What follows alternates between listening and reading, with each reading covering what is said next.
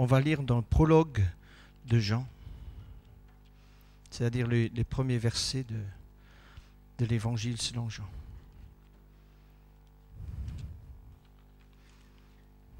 C'est un privilège d'avoir la Bible. Moi, je m'appelle, on parlait des hispanophones, moi, je m'appelle quand on allait faire ma formation biblique, que les gens passaient des Bibles en Espagne en contrebande. Dans les années 68, 70, 66, 67, 68, ils passaient des Bibles en contrebande en Espagne, parce que c'était interdit par le bon système dictatorial qu'il y avait là-bas. Et je bénis Dieu qu'on a une liberté, nous, de lire la Bible. Je voudrais vous encourager à lire et à relire la Bible. Ce n'est pas un livre qu'on commence à la fin et dernière page comme Agatha Christie, on trouve la solution à tous les problèmes. Ce n'est pas comme ça. La Bible est un livre qui est une nourriture pour le peuple de Dieu. Et nous avons une abondance de traductions. Et lisez la traduction qui vous convient. Mais lisez la parole de Dieu. J'ai omis de le dire hier soir, mais pour moi c'est plus important que Dieu vous parle à travers ça qu'il vous parle à travers un prophète. S'il vous parle à travers un prophète, c'est souvent pour confirmer ce qu'il vous a dit à travers ce livre-là. Et chaque fois que Dieu a fait des choses, la parole de Dieu est devenue un livre de lecture, c'est devenu quelque chose de précieux. Vous savez que dans notre pays, il y a des gens qui ne pouvaient pas lire, qui prenaient la Bible et qui lisaient la Bible il y a 300 ans. Des enfants qui étaient en langue d'oc, qui parlaient que la langue d'oc et qui lisaient la Bible en français. Et Dieu donnait ça. Moi, je crois que si vous n'avez pas le goût de la lecture, moi, comme je suis converti, je n'avais pas le goût de la lecture. Il y a des gens qui aiment bien lire. Il y a d'autres qui... Moi, j'ai pris le goût de lire ce livre. Et lisez. Je ne sais pas combien de fois je l'ai lu. Pas assez. Et je demande souvent au Seigneur, redonne-moi une soif pour la lecture. Redonne-moi une soif.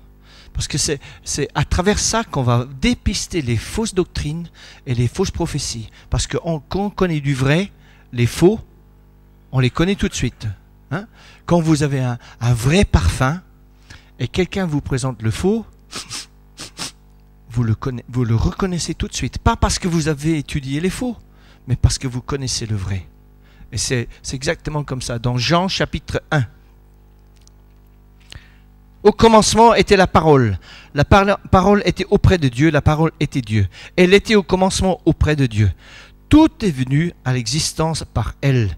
Rien n'est venu à l'existence sans elle. Ce qui est venu à l'existence en elle était vie. Et la vie était la lumière des humains.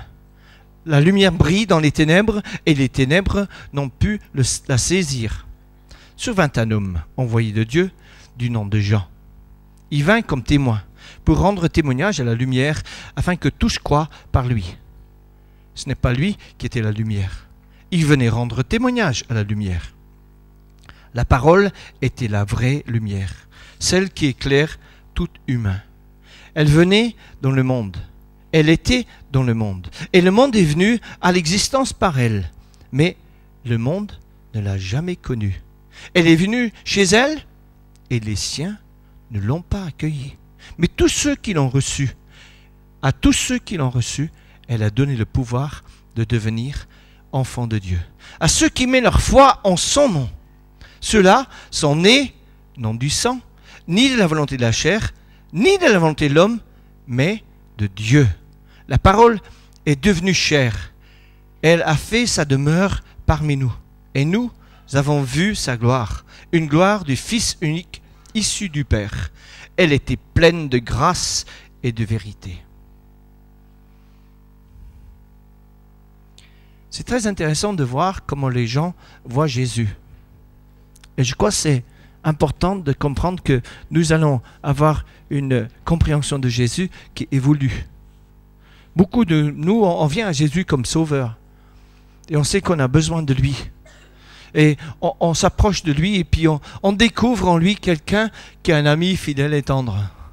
Et on trouve quelque chose d'extraordinaire et puis on trouve qu'il nous donne des choses qui nous aident. Et plus on grandit, plus on avance en maturité spirituelle qui n'est pas reliée à notre maturité charnelle.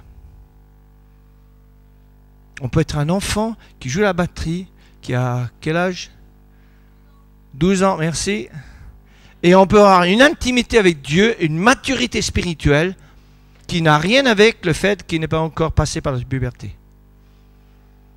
Et on peut avoir 70 ans et avoir une maturité spirituelle. J'ai voulu vous donner de la viande, mais je n'ai pas pu. J'ai dû vous donner, ce que dit Paul aux Corinthiens, de lait. Pourtant, c'est des gens dans cette église de Corinthe où il y avait une multiplicité. Il dit, il ne vous manque aucun don. Il ne vous manque aucun don. Vous lisez 1 Corinthiens chapitre 1. Il ne vous manque aucun don. Mais il en manque la maturité. Et la maturité pas charnelle, la maturité spirituelle. Et c'est intéressant que notre compréhension, en grandissant, en vieillissant dans le Seigneur, en devenant mûr dans le Seigneur, notre compréhension de qui est Jésus change. Et c'est excellent de savoir que dans la Bible, par exemple, ici dans l'évangile selon Jean, chapitre 1, verset 41, nous trouvons que André dit ceci à son frère. Nous avons trouvé le Messie. André dit à son frère, viens et vois, nous avons trouvé le Messie, loin. Celui qui est loin, nous l'avons trouvé le Christ, le Messie. Et puis dans le même chapitre 1, verset 48, Philippe dit, nous avons trouvé celui dont il est parlé par la loi de Moïse et dans les prophètes. Verset 45. Et puis on trouve Nathanaël. Bon, vous allez dire, mais Nathanaël n'était pas l'un des disciples. D'accord. Rabbi, toi tu es le Fils de Dieu. Excellent que ce gars qui était sous son figuier, en train de rêver, Jésus l'appelle et puis il dit, mais Rabbi, tu es le Fils de Dieu. Et plus tard, un moment arrivé où Pierre dit, et Jésus dit à personne. Que lui, au début, il dit, tu es le Fils de Dieu. Il y a une dimension de révélation qui est là. Et ce qui est intéressant, c'est que nous pouvons comprendre, nous pouvons grandir dans notre compréhension de qui est Jésus. Et puis dans le chapitre 1, verset 19, moi je trouve celui extraordinaire qui dit ceci. Voici le témoignage de Jean. Lorsque les Juifs envoyèrent de Jérusalem des prêtres et des Lévites pour lui demander, « Toi, qui es-tu » Il a reconnu. Il ne le niait pas. Il reconnut. « Moi, je ne suis pas le Christ. » Il lui demandait, « Alors quoi ? Toi, es-tu Élie ?» Il dit, « Non, je ne suis pas. C'est toi qui es le prophète. » Il répondit, « Non. » Il leur dit alors, « Qui es-tu » pour que nous puissions donner une réponse à ceux qui nous ont envoyés. Il dit, « Moi, je suis la voix qui crie dans le désert. » Et puis là, il voit venir Jésus. Et puis il dit ceci, « Moi, je baptise d'eau au milieu de vous. Il y a un qui vous ne connaissez pas et qui vient derrière moi. Moi, je ne suis pas digne de lier la lanière de sa sandale. » Cela se passe à Béthanie, l'autre côté du Jourdain, où Jean avait baptisé. Mais Jean dit ici, ceux qui avaient été envoyés chez les pharisiens demandaient, « Pourquoi donc baptises-tu » Il dit, « Toi, je ne suis pas le Christ, je ne suis pas le prophète. Mais voici l'agneau de Dieu qui ôte les péchés du monde. » Ces témoignages nous sont transmis par un homme qui s'appelle Jean. Il y a quelqu'un ici qui s'appelle Jean? Très bien. Vous savez ce que votre nom veut dire? Hein? Vous savez ce que votre nom veut dire? Je voulais encourager votre épouse en vous disant ça. Jean veut dire l'Éternel fait grâce. Donc si vous êtes marié à Jean, l'Éternel fait grâce, ma sœur.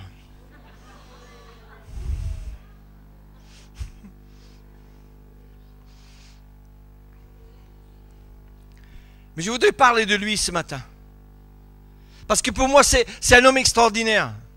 C'est un homme qui a annoncé l'évangile. C'est un homme qui est connu comme un des 4 évangélistes. Un évangéliste. C'est un homme aussi qui a écrit les épîtres, qui a donné des enseignements.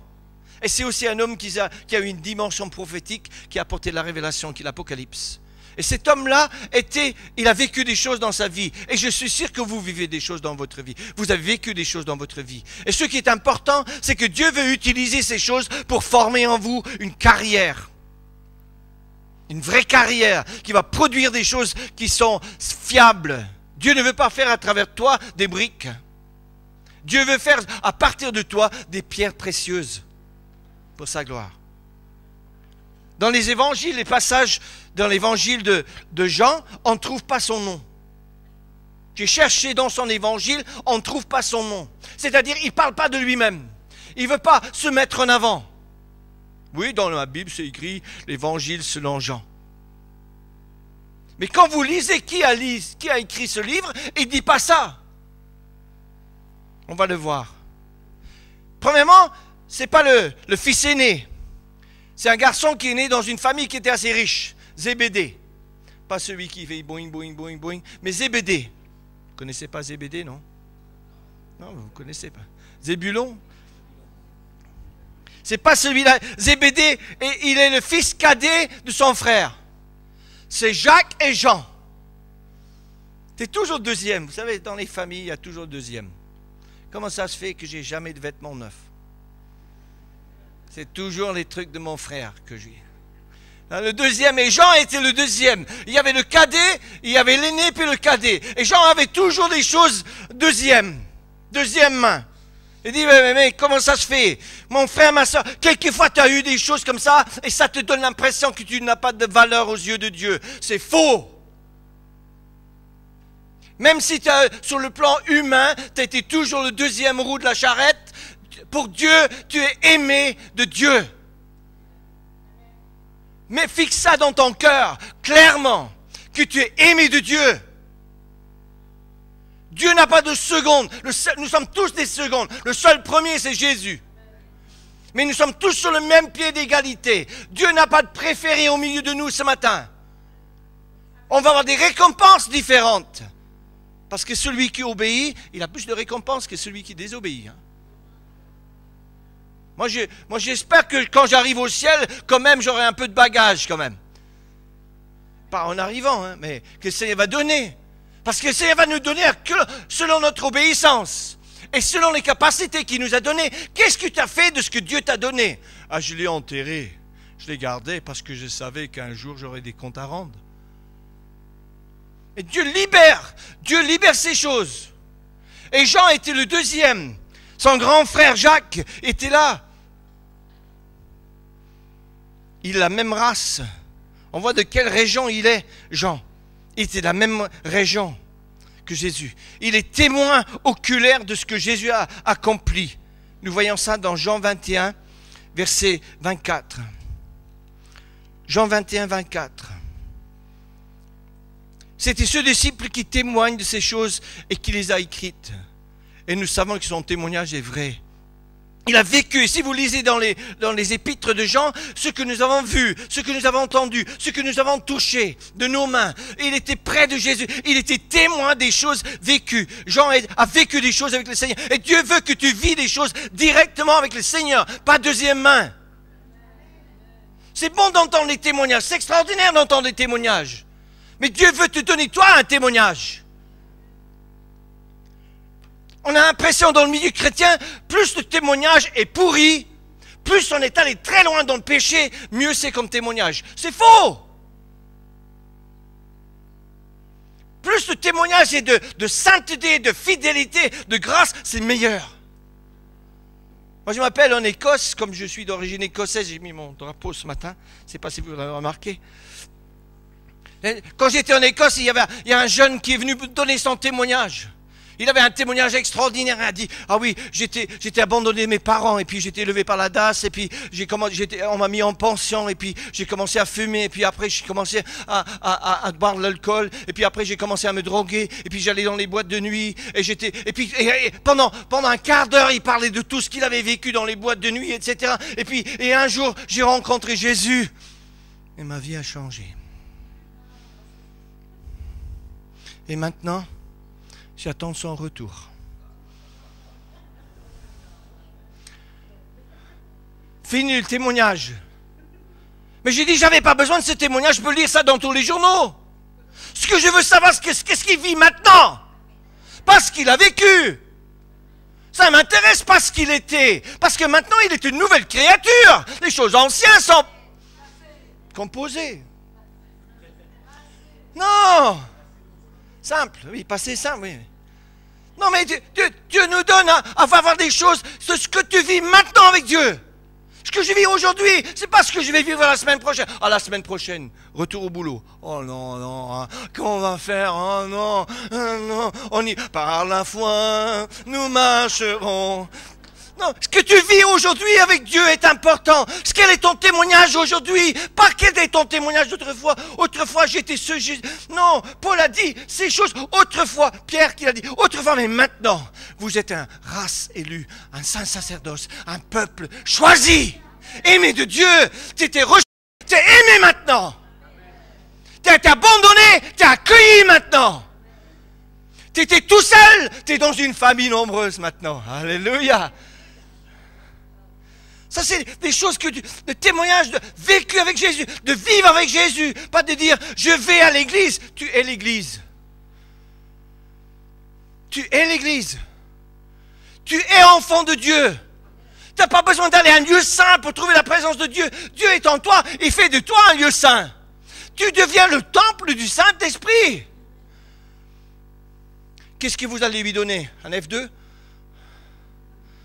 Oui, Seigneur, tu peux prendre la chambre en bas du couloir. Le reste, ça m'appartient. Non, il veut prendre toute ta vie. Il veut habiter. Il veut faire de toi sa demeure. C'est extraordinaire avec Jean. Cet homme qu'ils connaissaient, ils avaient vécu. C'est un homme, Jean, c'est un homme de caractère.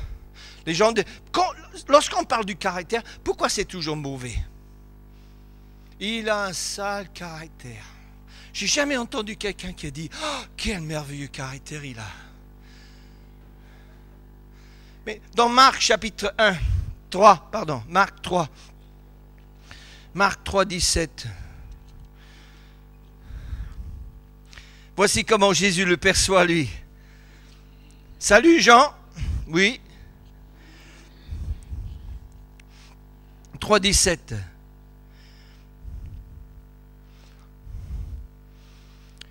Jacques, fils de Zébédée, Jean, frère de Jacques, toujours le deuxième, Jacques, fils de Zébédée, Jean, frère de Jacques, c'est toujours l'autre qui est préféré. Comment c'est jamais moi qui est préféré? Comment ça? Et combien parmi vous ont vécu ça? C'est toujours l'autre qui est préféré. Et tu vis avec ça, tu traînes ça derrière toi. Jésus veut te prendre. Laisse te prendre par Jésus. Oui, Jacques, fils de Zébédée, Jean, son frère, auquel Jésus attribua le nom de Boanerges, ce qui veut dire fils du tonnerre. Vous l'avez vu hier soir, le tonnerre et les éclairs. Sois les bienvenus. Voici Jean. Hey, oh, doucement. Surtout quand l'éclair est tout de suite, et puis tout de suite après la tonnerre, on dit, mais il est tout près, le mec, il est tout près. Vous avez un caractère comme ça, assez explosif? Non. Si on appuie sur le bon bouton, non, je sais que vous n'êtes pas comme ça. On appuie sur le bouton. Jean était comme ça. Fils de tonnerre.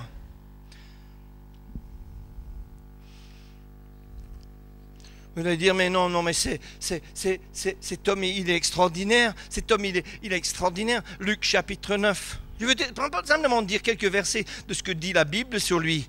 Parce que moi je dis, c'est dommage pour ces gens parce que c'est écrit pour l'éternité.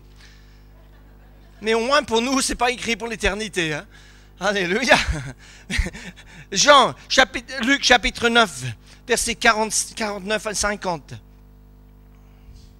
Jean dit alors, Maître, nous avons vu un homme qui chasse des démons en ton nom.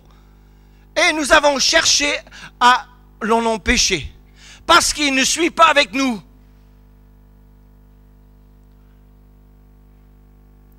Vous ne trouvez pas qu'il est un peu sectaire, ce mec? Oui, il n'est pas la bande, Seigneur. Hein. Comment ça se fait? Hein? Il n'est pas de chez nous. Hein? Il n'est pas de notre East. Il est d'un autre. Il est peut-être même un E. Ou un hic. Il n'est pas notre East. Qu'est-ce qu'on va faire avec lui? Seigneur, empêche-le. Et Jésus dit, et il ne suit pas avec nous. Jésus lui répondit, ne l'en empêchez pas. En effet, celui qui n'est pas contre nous est pour nous. Jean était très sectaire parce qu'il était dans l'insécurité. Il avait déjà son grand frère qui était là. Il avait déjà reçu une réputation devant tous les autres, fils de tonnerre. Et là, il commence à dire, non, non, ceux-là, on ne va pas aller avec eux. Non, non, non, non, non, non. Et puis, chapitre 9, verset 54.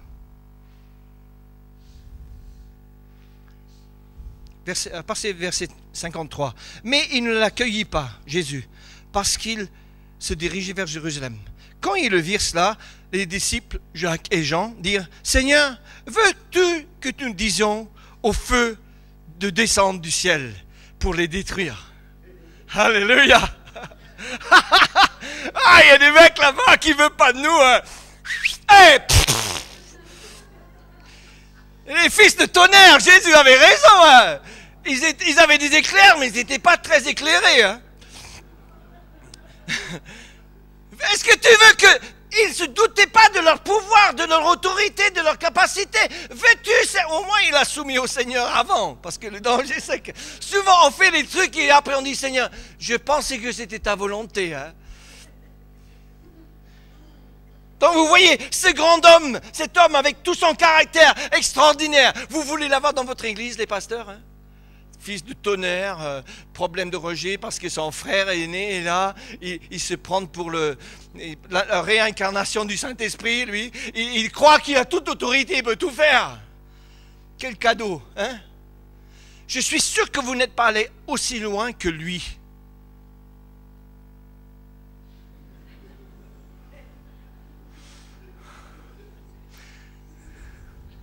Si.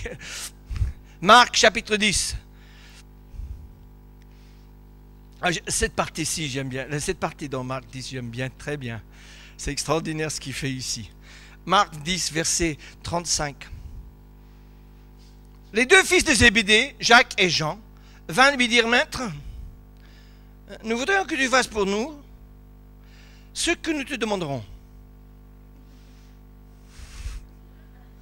Nous voulons que tu fasses pour nous ce que nous te demandons. C'est l'abandon. C'est vraiment, il s'est engagé, il ne pensait pas à lui-même. Non. Il a pensé, il disait, non, il n'était pas dans Romains 7. Moi, le mal que j'ai fait, mon mal. Mais il était vraiment, non, il était égocentrique. Nous voulons. Et lui dit, que voulez-vous que je fasse pour vous? Donne-nous, dit-il. Regardez bien. Il est gonflé à bloc, le mec. Non, mais il est vraiment il est gonflé. Il arrive et il dit à Jésus, il lui dit, de nous asseoir l'un à droite et l'autre à ta gauche dans la gloire. C'est-à-dire, si toi tu es dans la gloire, on va être à côté de toi dans la gloire. Jésus leur dit, vous ne savez pas ce que vous demandez. Pouvez-vous boire la coupe que moi je bois et recevoir le baptême dont je reçois?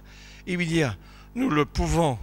Jésus leur répondit, la coupe que moi je bois, vous la boirez et vous recevrez le baptême que je reçois. Mais pour ceux qui est de s'asseoir à ma droite et à ma gauche, ce n'est pas à moi de le donner. Les places sont à ceux pour qui elles sont préparées. Les 10 autres qui avaient entendu. Ah, mais vous imaginez l'ambiance dans l'équipe? Non, mais vous imaginez les 12 apôtres. Allez, que nous sommes un dans un lien. Les 10 autres qui entendent ce qu'ils ont dit, ils sont allés là. Ça ne vous empêche pas d'aller au Seigneur demander des choses pour vous. Mais pas les choses que Dieu doit décider pour toi. Et eux, ils avaient des ambitions personnelles. Moi, je crois que Dieu veut des gens avec une ambition. On a tellement longtemps dit que l'ambition dans le milieu chrétien, c'est mauvais, c'est faux. Une ambition pour que la gloire de Dieu se manifeste est une chose indispensable au peuple de Dieu. Il y a un homme qui s'appelle Graham Cook qui a dit ceci: j'aime bien les gens frustrés.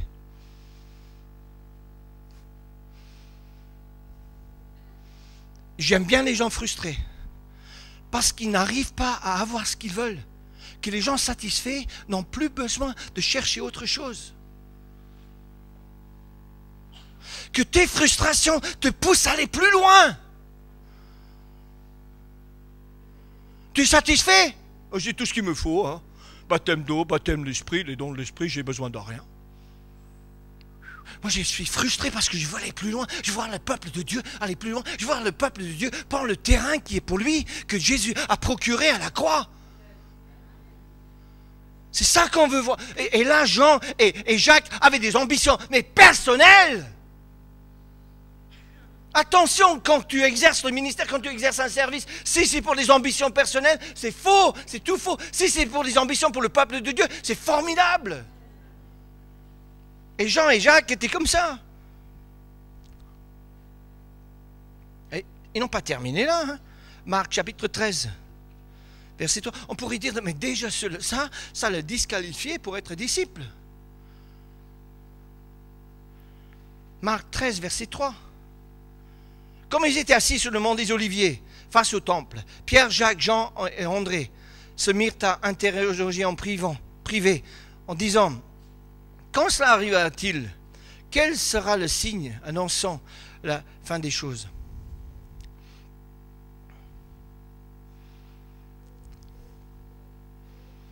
Ils viennent ensemble pour avoir des réponses à des questions que tout le monde pose. Comme ça, ils peuvent écrire leur livre. Allô? Est-ce qu'ils voulaient le savoir pour eux-mêmes ou pour que eux, ils soient le canal? Quelquefois, dans l'ambition de voir les choses de Dieu, on veut pour soi. Ah, si je fais ça, Seigneur, donne-moi un don de guérison, comme ça tout le monde va voir que... Oh. Mais celui qui a un don de guérison, c'est souvent la personne qui a plus de compassion pour les malades. C'est la personne qui pleure avec les malades. C'est la personne qui visite les malades. Ce n'est pas la personne qui reste là en disant « La sainteté de Dieu est là, ne me touche pas ». Et là, Jean est allé avec les autres pour dire, dis-nous à la fin des temps, dis-nous, pour que nous puissions le dire à d'autres après. Vous voyez l'ambition qu'il y avait chez cet homme? Et puis, on ne trouve pas son nom. On ne trouve pas son nom dans son évangile, mais aussi dans les évangiles, les autres évangiles, c'est rare qu'on trouve son nom tout seul. Pierre, vous trouverez Pierre tout seul, parce que lui, il le faisait. Hein. Mais Jean, c'est très rare qu'on le trouve tout seul. Par exemple, dans Matthieu chapitre 4, verset 21. Je vous fais naviguer un peu dans l'épée ce matin, mais 4, 21. Il allait plus loin et il vit deux frères, Jacques, fils de Zébédée, et Jean, son frère, qui étaient dans le bateau avec Zébédée, leur père, à réparer les filets. Il les appelait aussitôt, il laissait le bateau. Et vous trouverez partout, cet homme est presque toujours en train de travailler en équipe. Est-ce que Dieu veut ce que le peuple de Dieu travaille en équipe? Vous n'êtes pas content qu'il y a des équipes ici? Qu'il y a une équipe à la cuisine qui bosse pour nous actuellement? Qu'il y a une équipe qui fait la vaisselle, qu'il y a une équipe qui a nettoyé. Moi, quand j'ai vu les jeunes hier avec les serpillères sur le petit tapis pour que l'eau n'entre pas dans la cuisine, je bénis Dieu. Il y a des équipes qui font la louange, il y a une équipe qui fait le nettoyage de la salle. Après, vous avez remarqué que quand on rentre ici, c'est propre. Il y a une équipe, il y a des équipes partout. Il y a des équipes qui font l'administration, il y a des équipes qui sont là pour avoir vos paiements pour le séjour. Non, il y a des équipes.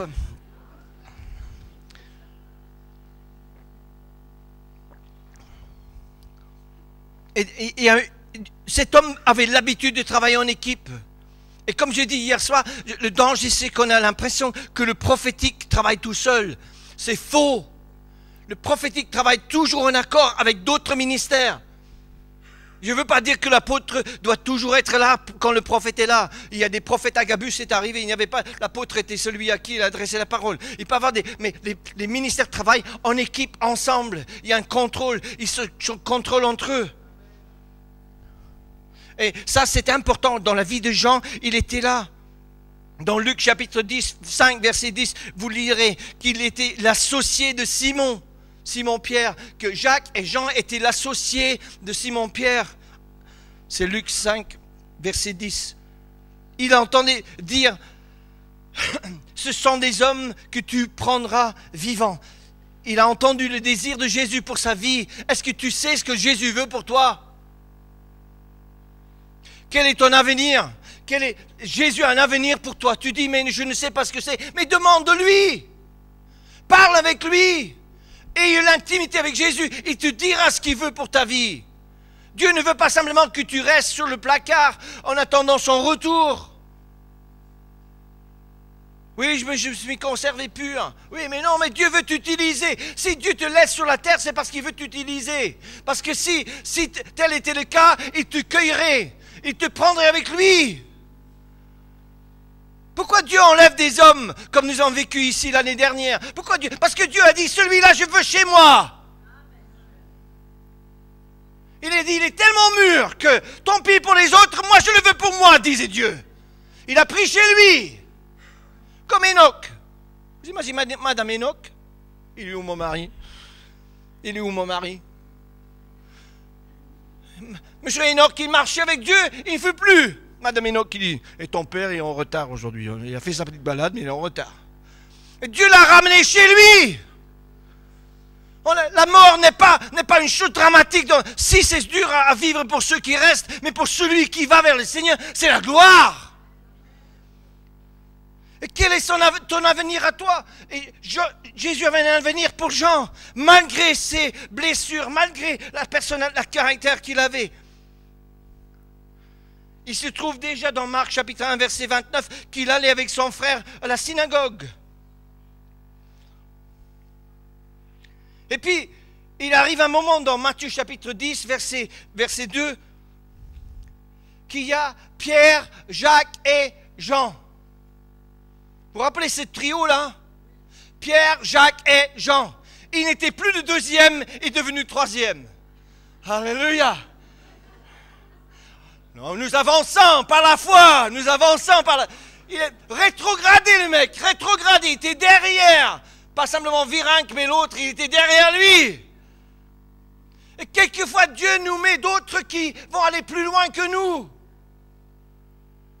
Dieu veut t'utiliser pour élever d'autres.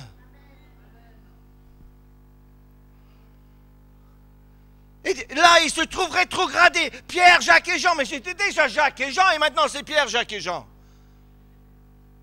Je ne supporte pas d'être rétrogradé. Mais si c'est pour la gloire de Dieu, mon frère, ma sœur, c'est ça le plus important. Pierre n'était même pas de la famille. Et puis difficile à supporter, le mec. Non. On voit déjà la belle-mère, elle avait du mal avec lui. Hein. Il est venu à la maison et s'est couché tout de suite. Elle avait la fièvre qu'on l'a vu venir. Elle a vu venir Pierre, j'ai la fièvre.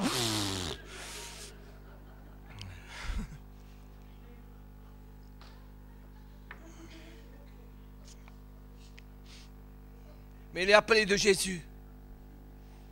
Il est derrière Pierre, Jacques et Jean.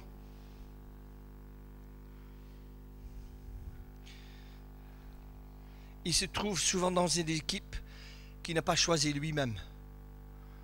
Vous savez, c'est bon de choisir ses équipiers. Hein? Mais on est souvent dans les équipes où on n'a pas choisi ses coéquipiers. Hein? C'est comme dans la famille, quoi. Hein, vous avez choisi vos frères et vos sœurs? J'ai pas eu de problème, moi, comme je n'en avais pas eu. C'était une équipe d'un.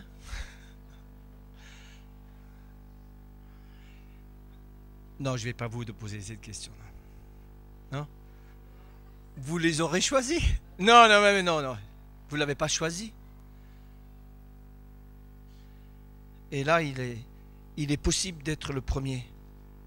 Mais il est possible aussi de passer à côté de ce que Dieu veut. Vous savez, dans Jean chapitre 20, versets 1 à 8,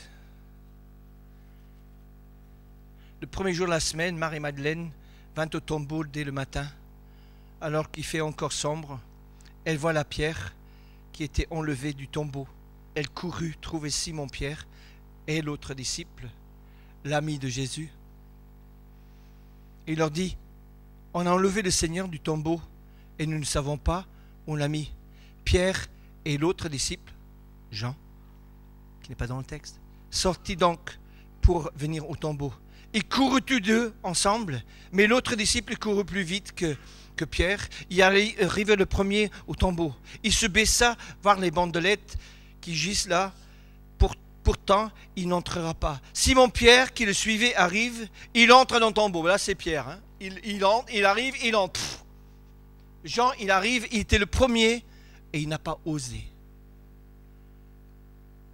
Même quand il était le premier, il a laissé la place à d'autres.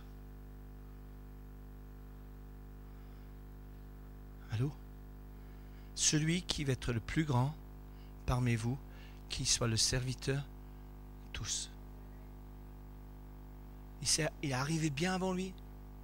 J'imagine qu'il venait, hein, comme Josué, là, avec son demi-marathon, là. Il arrive au tombeau. Puis il y a Pierre qui arrive plus tard. Parce que Pierre était plus âgé. Ah, tu as besoin de faire un peu du sport. Et Pierre qui entre, il a laissé entrer. Il a laissé passer l'autre. Philippiens 2. Vous connaissez Philippiens 2? Que chacun ne cherche pas son propre intérêt, mais l'intérêt des autres. Lui, qui était dans la gloire, n'a pas dédaigné devenir semblable aux hommes, en allant jusqu'à la mort sur la croix. Et là, Jean, il laisse passer l'autre, même là. Même dans le livre des Actes, il est souvent avec les autres. Vous savez, dans le livre des Actes, dans la chambre haute, il est là avec les autres gens. Jean est avec les autres gens.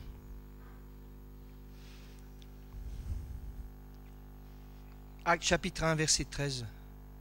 Quand ils furent rentrés, ils montraient dans la chambre l'étage où ils se tenaient d'ordinaire. Il y avait Pierre, Jean, Jacques et André. Tiens, il est remonté dans les sondages. Vous avez remarqué? Non, nous, on ne voit pas ça parce que c'est comme ça. Hein. Mais là, c'est Pierre, Jean et Jacques. Ah, dis donc. Vous savez que Dieu est celui qui va te faire avancer dans les choses, même dans votre entreprise.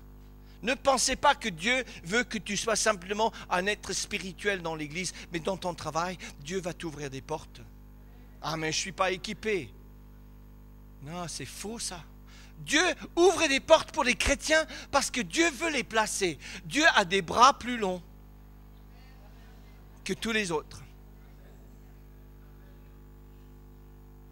C'est extraordinaire. Comment est-ce que Dieu a pu prendre Joseph de chez lui, le petit chouchou de son père, qui n'avait jamais mis sa main au blé, ni à la pâte, ni à quoi que ce soit. Il était habillé avec des beaux vêtements, il était bien, le petit Joseph, extraordinaire, le chouchou de son père, etc., haï par ses frères.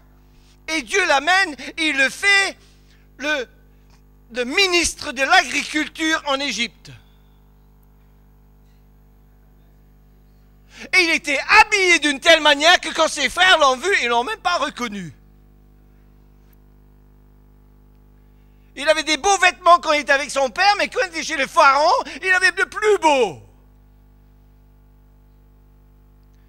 Dieu l'a mené là, parce que Dieu a voulu qu'il soit là, dans le monde. Allô, c'est même pas au milieu du peuple de Dieu, c'est dans le monde, Égypte. Et Daniel en Babylone. Babylone. Ah oui, Babylone. Mais Dieu l'a placé là. Et Dieu peut te placer, toi, dans les entreprises, dans l'administration, dans les choses, parce qu'à un moment précis, Dieu veut t'utiliser. Dieu peut te faire avancer. Dieu peut te placer. Toutes les lois de la société disent, non, non, ça et ça, donc tu dois aller là. Et Dieu dit, non, je le veux là. Tant pis pour l'administration. Elle est là, la personne. Amen. Et Dieu le fait. Je parlais avec un jeune qui était là, qui était missionnaire au Tchad. Certains le connaissent. Il parlait avec moi hier soir. Il est revenu du Tchad. Il est instit. Il est dans l'Aisne. Il n'y a plus de boulot pour les instits. Ils sont en train de fermer toutes les écoles. Il arrive, il s'installe. Tiens, ils ouvrent une nouvelle classe. Il est là. Nouvelle classe. Tu as toute la bourse. Tu peux mettre tout en place comme tu veux. Dieu n'est pas bon, non? Dieu met des gens là comme ça, et Jean a été rétrogradé, mais il a accepté. Vous savez, c'est quand tu es repris que tu vois comment tu es. Quand les gens disent oui, oui, oui, oui, ça va bien. Mais quand quelqu'un te dit non,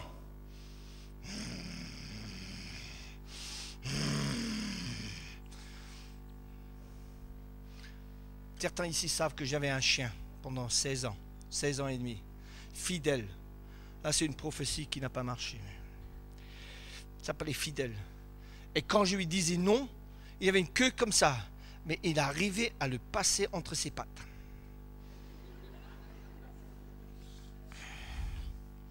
Je dis, tu viens ici!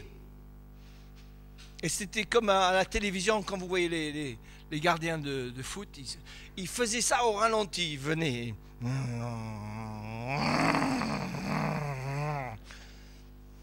Combien de fois quand Dieu nous pousse quelque part, on dit non, non, non, non, non, non, je ne veux pas y aller, non, non, oui, je suis fort, oui, plus que vainqueur, par le sang de Jésus.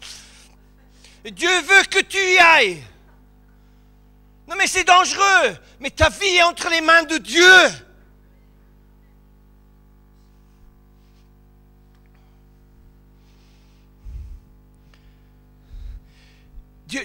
Dieu place les gens où il les veut.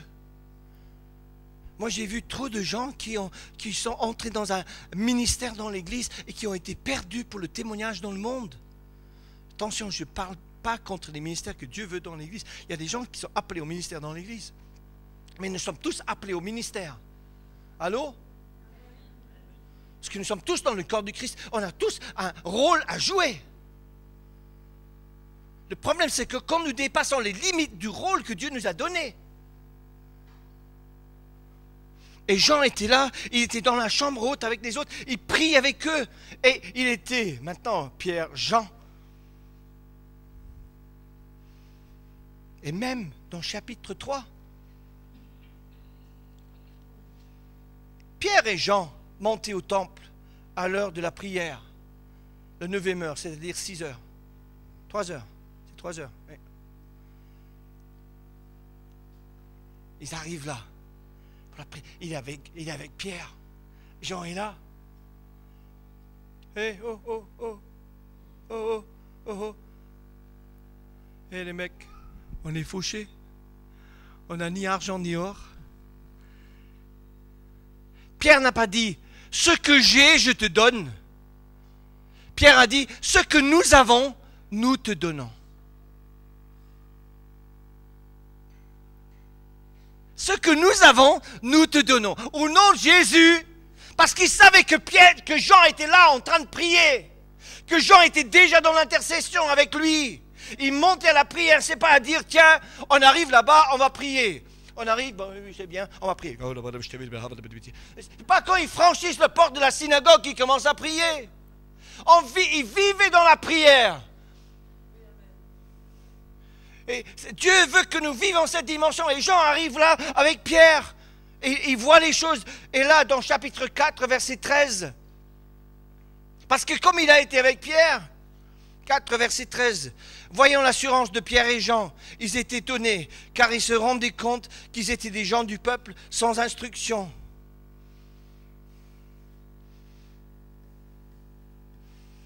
J'ai rien contre l'instruction. J'ai rien contre. Je veux être instruit. J'essaie de lire un journal une fois par semaine pour m'instruire. J'essaie de prendre des choses qui ont un niveau de vocabulaire plus haut que ce que j'ai, parce que je veux apprendre, je veux comprendre, je veux évoluer dans ma vie. et l'intellectuel. J'espère que vous faites la même chose, que vous ne dites pas « Oh, ça y est, je suis chrétien maintenant, c'est pas la peine. » Utilise le cerveau que Dieu vous a donné. Dieu vous a donné. Je ne suis pas contre l'intellectuel, le côté intellectuel de ce que Dieu veut faire, mais le problème c'est que c'est l'intellectuel, s'il est détaché du cœur, c'est des dynamites, ça détruit. Et là, ils voyaient que c'est des gens du peuple, gens sans instruction. Les gens vont toujours te prendre pour un illuminé. Quelqu'un m'a dit ça une fois, tu es un illuminé. Je dis, je préfère être éclairé que de marcher dans les ténèbres. Et Dieu veut qu'on soit, que Dieu utilise des gens qu'on dit, mais Dieu n'utiliserait jamais quelqu'un comme ça. Moi, je me rappelle dans la ville de Glasgow, qui est un peu comme Saint-Étienne, c'est une ville ouvrière, c'est une ville, il y a beaucoup de violence dans la rue, il y avait énormément de violence. C'est une des villes les plus violentes d'Europe, c'est pire que Marseille, Glasgow. Il y a des gangs, moi j'ai ma fille qui habite là-bas, et c'est très dangereux cette ville, surtout si vous êtes anglais. Il y a une violence. Moi, je me rappelle, il y avait un gars qui travaillait pour la BBC, la radio, télévision, BBC. Il avait un anglais très. Il était oui, il était excessivement très. Et puis, il avait toujours une cravate, un costard. Il venait avec nous, on faisait des plein air dans le bas quartier de Glasgow. On allait dans le bas quartier, et lui, il était là. On ne pouvait pas le louper. On le voyait, hein, boum. C'est un peu comme la personne qui a le maillot jaune. Tu vois tout de suite, il arrive comme ça, et aussitôt qu'il a ouvert sa bouche, tout le monde disait, il dit quoi là? Je comprends rien de ce qu'il dit. Tu peux pas parler anglais comme nous autres, c'est quoi ça? Et on voyait qu'il avait un autre langage que tous les gens qui étaient là. Et Dieu l'utilisait, des jeunes, les gangs qui se sont convertis à travers lui. On dirait, mais c'est pas possible. Dieu ne peut pas utiliser un intellectuel. Et Ésaïe, et Paul, et Moïse n'étaient pas mal non plus. Hein. Donc, n'ayons pas de contre l'intellectuel, mais n'ayons pas non plus contre ceux qui sont simples et qui n'ont pas d'instruction. Ces gens sont sans instruction. Il y avait l'orgueil intellectuel. Ils ont jugé Jean en disant, mais c'est un homme sans instruction. Mais quand vous lisez son évangile, c'est meilleur que certaines choses qui passent à la télé maintenant. Il y a une profondeur dans ce que Jean dit. Il y a une profondeur dans son évangile. Une simplicité, mais une profondeur de la simplicité. Devant le Saint-Hédrin. Et puis, dans chapitre 4, 8 du livre des Actes, je ne sais pas si vous imaginez les gens de l'époque. Moi, je dis, c'est extraordinaire ce qu'ils ont vécu quand même. Chapitre 8, verset 14, pardon. Quand les apôtres qui étaient à Jérusalem apprirent que la Samarie avait accueilli la parole de Dieu, ils envoyèrent Pierre et Jean. C'est-à-dire, l'évangile a touché les païens. Les païens se sont convertis sans être circoncis. Merci Seigneur que le conseil de Jérusalem a décidé comme il a décidé. Et on ne va pas révoquer ça non plus. Et là, Pierre et Jean, ils arrivent. Il a été envoyé parce qu'on leur a donné, on a donné l'autorité. Tous les autres apôtres ont donné l'autorité à Pierre et à Jean pour aller les représenter. Ils arrivent là-bas, qu'est-ce qu'ils font? Ils prient pour les gens sont baptisés, l'Esprit, il repart. Il va en Samarie avec Pierre. Extraordinaire. Mais c'est un disciple qui est connu une plus grande intimité avec le Maître que les autres. Luc chapitre 8, verset 51. Luc 8, 51. Mais Jésus avait entendu cela, il dit au chef de la synagogue, n'ayez pas peur, quoi seulement? Luc 8, 51. Lorsqu'il arrivait à la maison, ils ne laissèrent personne entrer avec lui, si ce n'est Pierre, Jean et Jacques, ainsi que le père et la mère de l'enfant. Tous pleuraient et se lamentaient sur elle. Mais il dit, ne pleurez pas, elle n'est pas morte, elle dort. eux se moquaient de lui. Là, dans la maison de Jairus, Jean était là dans l'intimité. Il ne faut pas louper des moments comme ça avec Dieu. Il y a des moments à ne pas louper dans l'intimité. Combien de couples sont divisés parce qu'ils ont loupé des moments dans l'intimité? Parce qu'il y a un match à la télé, parce qu'il y a les Jeux Olympiques. Hein? Moi, je me rappelle, en France, il y a un moment, il y avait des pannes d'électricité. Hein? Vous vous rappelez de ça dans les années 70? Et le nombre de natalité a augmenté dans l'année qui a suivi. Il y a les pannes de l'EDF s'est mis en grève. Toum! Faut pas donner des idées. Hein? Mais parce que ça poussait l'intimité, ben, il n'y a pas de télé ce soir, qu'est-ce qu'on va faire?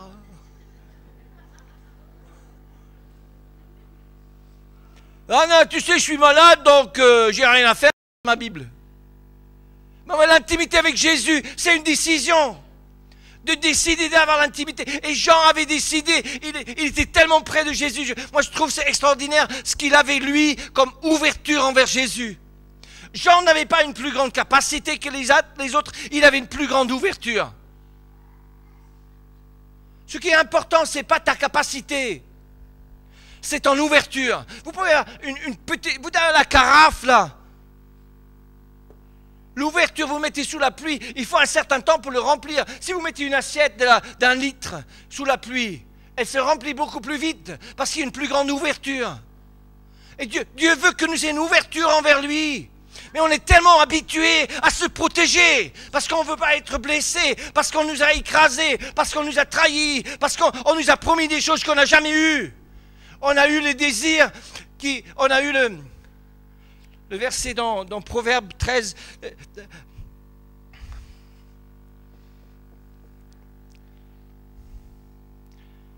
Un désir qui aboutit est un arbre de vie. Mais avant ça, un espoir différé rend le cœur malade. L'espoir différé rend le cœur. Combien on nous a promis des choses, on ne l'a pas eu. Même des gens très intimes, même des gens qui avaient une autorité pour nous. Et plus tard. Mais tu l'auras la semaine prochaine. Non, c'est la semaine après. Non, on va voir pour une augmentation. Patron, non, c'est après, le mois prochain. Et un espoir différé rend le cœur malade. Et quelquefois, on a tellement souffert de ça qu'on se ferme. Et quand on veut l'intimité avec Dieu, touche pas. Oui. Je veux que Dieu me visite, mais doucement. Non, je ne veux pas rouler par terre, non. Ah non. Je veux que Dieu me visite, mais non, dans le calme et la paix. Dans l'intimité avec Dieu, Dieu peut faire avec nous ce que lui, il veut. Je me donne à lui. Je ne viens pas avec mes conditions. Droit de l'homme.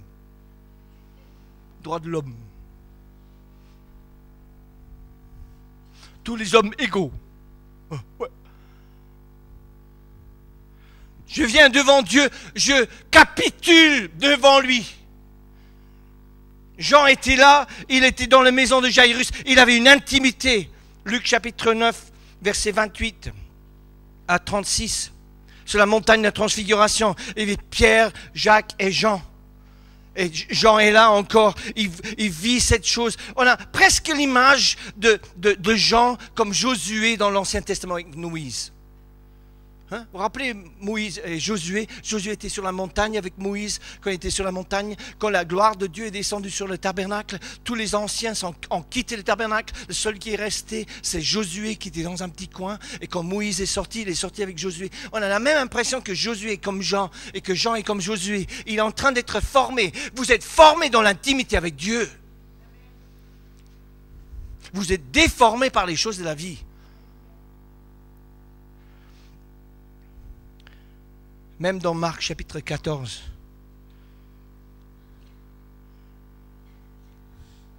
Marc 14. C'est très très important que nous comprenions que Dieu a des hommes et des femmes de nos jours qui sont des gens. Mon frère, ma soeur, quelle que soit ta situation, quel que soit ton passé, quelles que soient les choses que tu as vécues, l'Éternel fait grâce. Il a dit ça à Paul, ma grâce te suffit parce que ma force s'accomplit dans ta faiblesse. Marc 14, verset 33. Il prit avec lui Pierre, Jacques et Jean, encore rétrogradés.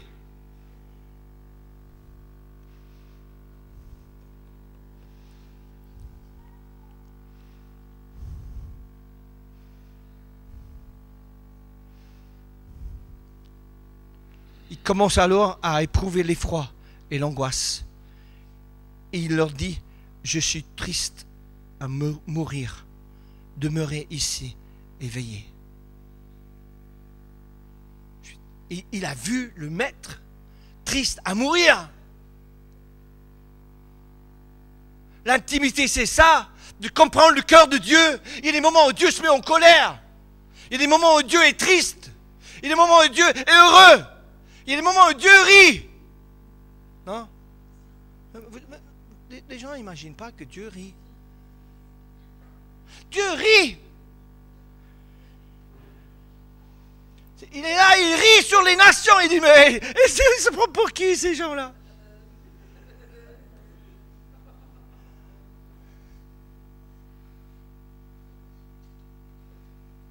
Les disciples, et là je vais terminer avec ça, les disciples que Jésus aimait.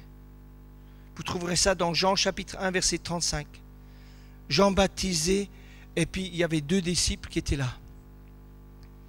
Et l'un de ces disciples, que les disciples que Jésus aimait, il était déjà disciple de Jean. Et puis, dans chapitre 13, verset 23, Jean 13, 23, les disciples regardaient les uns les autres et demandaient de qui il parlait. Un des disciples, celui que Jésus aimait, était placé à table contre le sein de Jésus. Simon-Pierre lui fait signe de lui demander de qui il parlait. Les disciples se penchent alors tout contre le poitrine de Jésus et dit, Seigneur, qui est-ce? Non mais franchement, moi je m'appelle André. Si j'avais été à la place de Jean, j'aurais dit, demande toi-même. Non mais franchement, hein. Pierre, le grand, à qui Jésus a dit, je te donnerai les clés. Il dit à Jean, mais hey, demande-lui. J'aurais dit, écoute, demande toi-même, toi. Tu es plus grand que moi. Tu es toujours le premier dans l'équipe. Toi, demande toi-même. Et il demande, il montre une soumission à Pierre. Il manifeste une soumission. Et si un ministère ne peut pas se soumettre à d'autres, il y a un problème. Et soumettre ne veut pas dire quand je suis d'accord. La soumission, c'est quand je ne suis pas d'accord. C'est facile à soumettre quand les gens sont d'accord avec toi. Tu dis, mais fais-le, mais je veux bien. Fais-le, je veux pas. Fais-le quand même.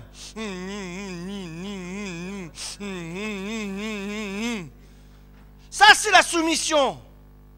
Vous savez, vous pouvez obéir sans être soumis. Il y a des soldats qui le font tout le temps. Il y a des enfants qui le font tout le temps. Moi, j'ai raconté une histoire, il y a quelqu'un ici qui le connaît, d'une petite fille qui était à table avec ses parents. Elle avait une belle robe. Et puis elle s'est mise debout sur la chaise. Et son père a dit, assieds-toi, chérie. Chérie, assieds-toi. Le père se lève. Cherche-toi! Descend, s'assoit. Le repas continue. Les invités sont là et disent, ouh là là. La petite fille, après 5 minutes, dit, papa, je suis assise, mais à l'intérieur, je suis encore debout.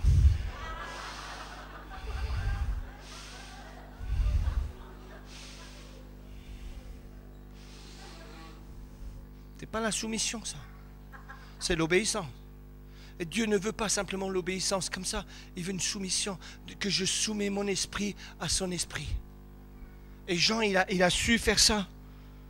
Il penchait, et puis il parlait ici dans chapitre 18, verset 15. Je trouve ça extraordinaire. Quand Jésus est devant Anne, le cohorte du tribune militaire de garde de Juifs s'emparait de Jésus et lui lire et le conduire auprès d'Anne. Il était le beau-père de Caïphe, le grand prêtre de ces années. Caïphe avait ordonné aux Juifs de conseil. Et puis Jésus est enfermé là, dans Jean chapitre 17, verset 15. Simon-Pierre, alors que l'autre disciple avait suivi Jésus, le disciple était connu du grand prêtre. Il entre avec Jésus dans le palais du grand prêtre. Pierre, lui, se tenait dehors, près de la porte. L'autre disciple, qui était connu du grand prêtre, sortit et parla à le gardien et fait entrer Pierre. Ce disciple Jean, il a ouvert la porte pour Pierre, pour que Pierre puisse être plus près du Seigneur. Tu es prêt à faire ça, à ouvrir la porte pour ton frère, pour ta sœur, qui est dehors, afin qu'eux, ils entrent dans ce que Dieu veut pour eux? Ah non, je veux l'intimité là, tout seul. Je suis là, non, qui reste dehors, il mérite ça. Il a pris l'épée, Jésus avait dit de ne pas prendre l'épée.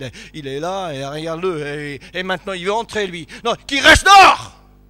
Non, il a ouvert la porte pour laisser entrer Pierre. Est-ce que tu es prêt à mettre ton ministère par terre pour que l'autre entre dans son ministère? C'est ça que Dieu veut. La mort à soi-même. Que celui qui veut me suivre, qui renonce à lui-même, qui se charge de sa croix chaque jour et qui me suit. Oh, mais ça, c'est pour le début. Non, c'est tout au long de ma vie de disciple. Même si tu as un ministère, tu es toujours disciple. Tu seras toujours disciple. Jusqu'à la fin, même si tu as un ministère le plus grand, tu seras toujours disciple de Jésus. Et ces principes de Luc 9, 23 sera toujours vrai dans ta vie. Renonce à soi-même. Porter sa croix, se charger sa croix et le suivre. Et Jean arrive là. Et qui était au pied de la croix? Jean 9, 26. Marie-Madeleine et Jean. À tel point que Jésus a dit, Jean, voici ta mère. Et il a pris chez lui à partir de ce jour-là.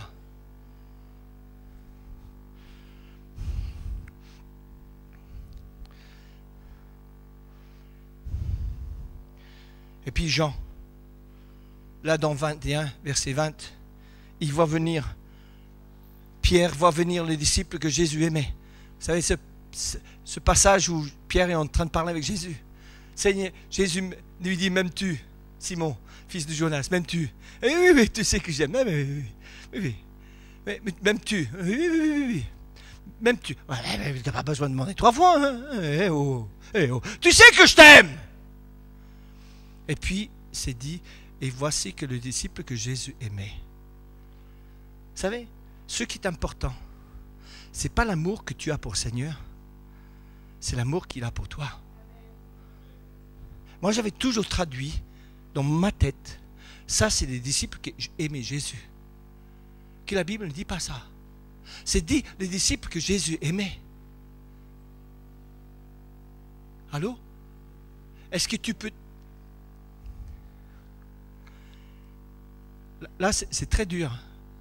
Mais tu sais, il est plus facile à aimer que de se laisser aimer. Il est plus facile à aimer que de se laisser aimer. Et plus on vieillit dans la vie, plus on a du mal à se laisser aimer.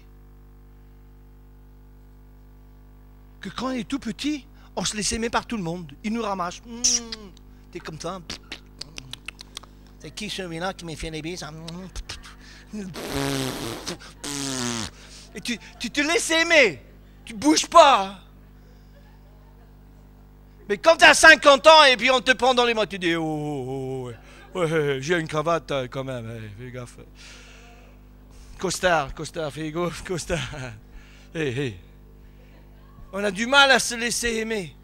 On a du mal à se laisser aimer de Jésus. Et là, ce disciple arrive.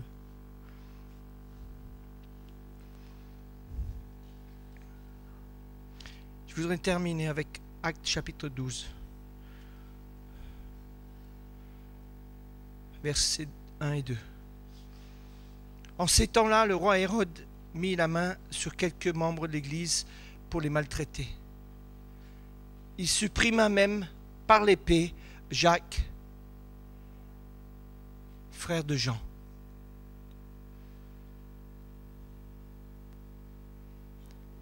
Pendant des années, j'ai lu la Bible, je n'ai même pas fait attention à ça. Et moi, je me suis dit, là Jean, il perd son frère aîné. C'est le deuxième martyr de l'Église. Après Étienne, c'est le deuxième martyr de l'Église. Et il a toujours travaillé avec lui, toujours en équipe avec lui, et c'était toujours le frère de Jacques. Jean, le frère de Jacques. Et là, Dieu enlève son frère par l'adversaire. Peut-être toi, tu as perdu quelqu'un qui t'est cher. Peut-être la personne est décédée, peut-être la personne t'a quitté, peut-être des choses sont arrivées et tu dis, mais pourquoi Seigneur, pourquoi? Pourquoi tu as permis ça? Dieu est souverain dans la question de la vie et la mort. Ce n'est pas l'adversaire qui a les clés de la mort, que ça soit clair. C'est Dieu qui a les clés de la mort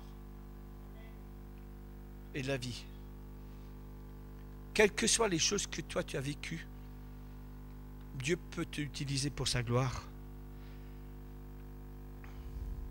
Vous savez, le seul moment où on trouve Jean seul dans la Bible, c'est dans l'Apocalypse. Et il le dit seul sur l'île de Patmos. Et c'est à ce moment-là, à la fin de sa vie, qu'il a cette révélation.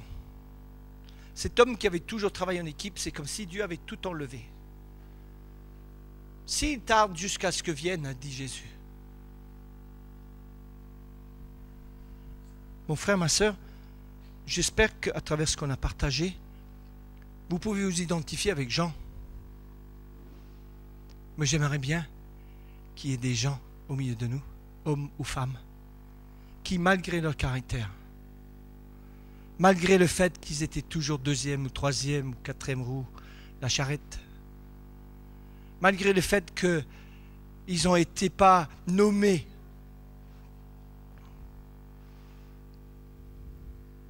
bien entre fidèles serviteurs dans la joie de ton maître. Seigneur, merci pour ta grâce envers nous. Merci pour cet homme qui est pour nous un modèle. Et merci que nous pouvons vivre ça, quelle que soit ma situation, quelle que soit ma vie. L'Éternel fait grâce. Seigneur, je demande pour chacun de nous, aide-nous à entrer dans le ministère que tu as pour chacune de nos vies. Que le reste de notre vie compte pour toi, Seigneur. Amen.